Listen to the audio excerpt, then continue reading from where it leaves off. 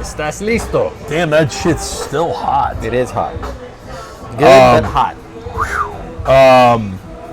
Kind of reminds me of the Olympics chicken.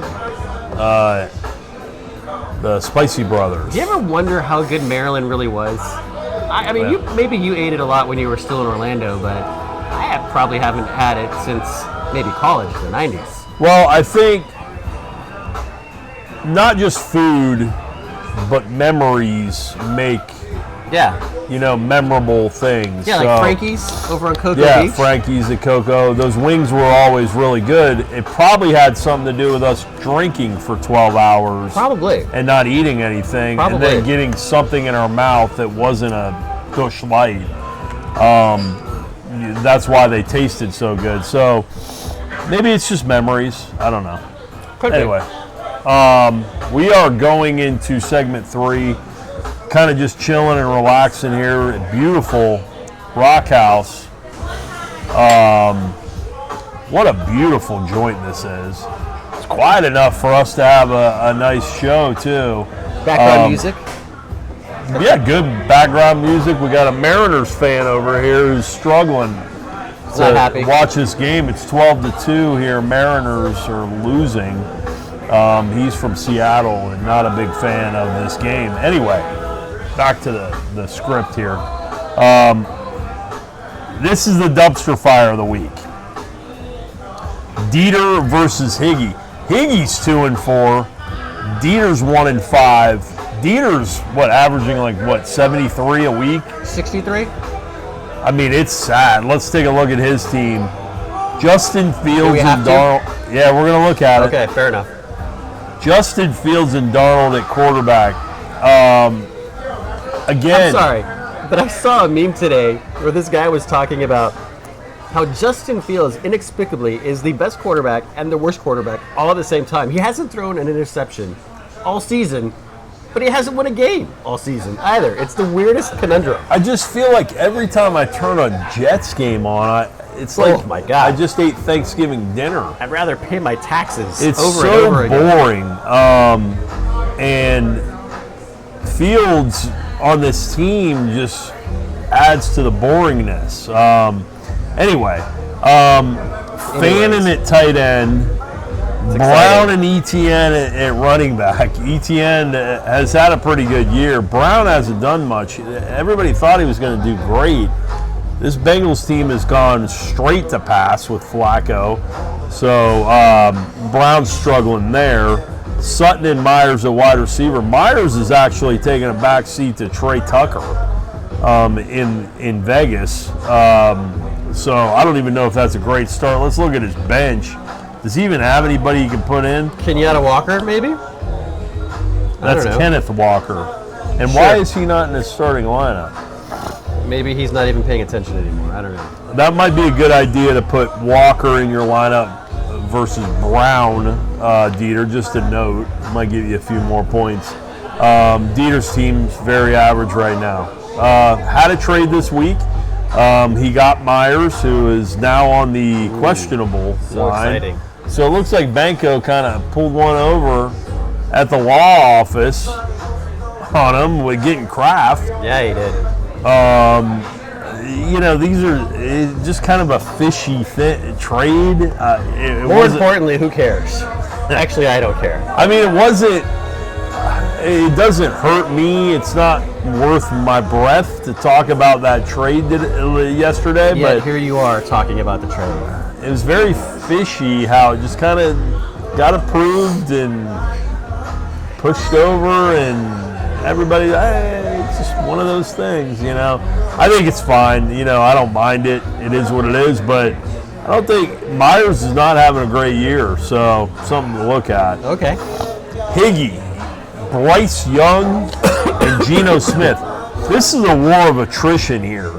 You've got Bryce Young, Geno Smith versus Fields and Darnold at the QB spots.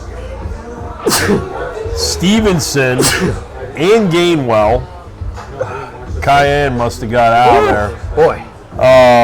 Stevenson and Gainwell in the backfield. Jefferson and Brown at wide receiver. That's the That's the ticket right there for Higgy. You would think that tandem wide receiver would be the 1-2 punch, but Brown, a lot of people think he's lost a step. He just can't get separation. Whenever they do throw the ball to him, something is up with Brown. Right? Yeah, there's something weird. I would imagine he can get a 15 to 17 point game here. Jefferson and Brown are the canary in this coal mine here. Give me Higgy by 10, 95-85. It goes under 100.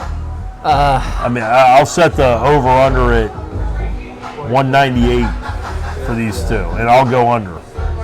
What do you got? All I have is Higgy winning this game 88-81. And that's all I'm going to contribute to this game. So another under there. Light scoring here. This is a pillow fight and a nap. Again, I'm more looking forward to what Sean produces for his early Coach of the Year run.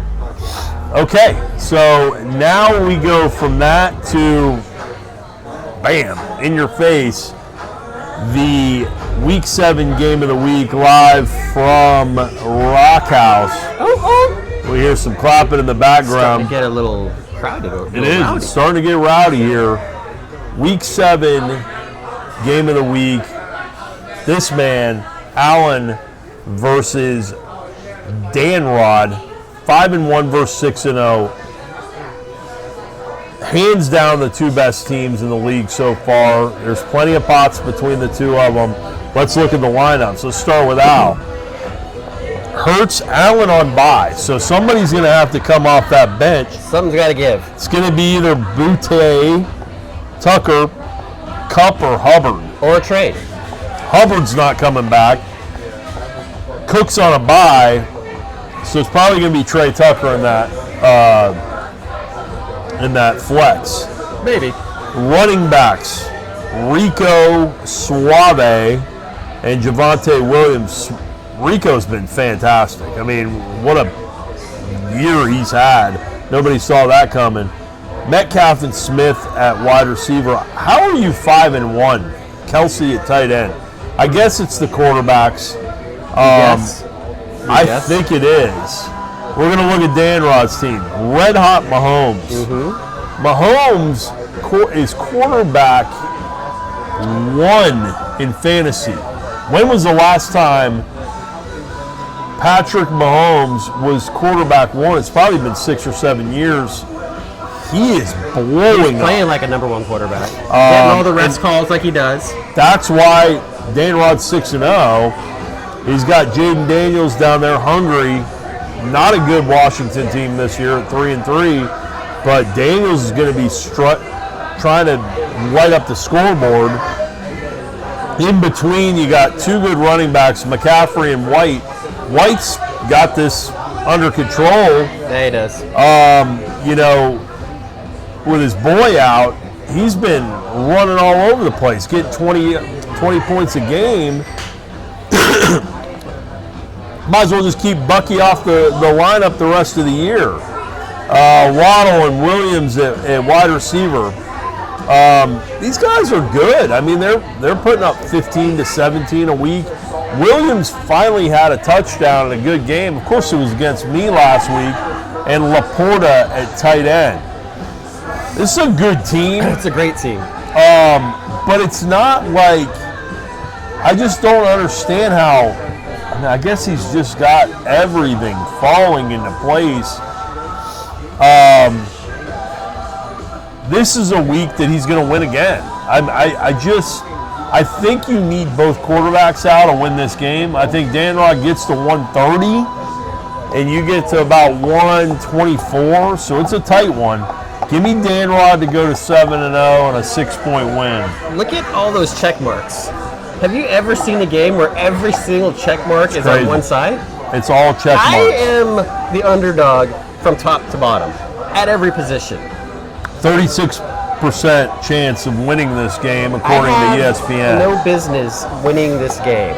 So with that, I'm just going to buck the system here. I'm going to say somehow, some way, Dan Rod does not hit home runs across the board, and somehow I inch out a victory by 5 or 6 points. Remember last week, a lot of check marks on Paul's side versus Banco. I think Banco was a 38% last week, and blew Paul's doors off by 50.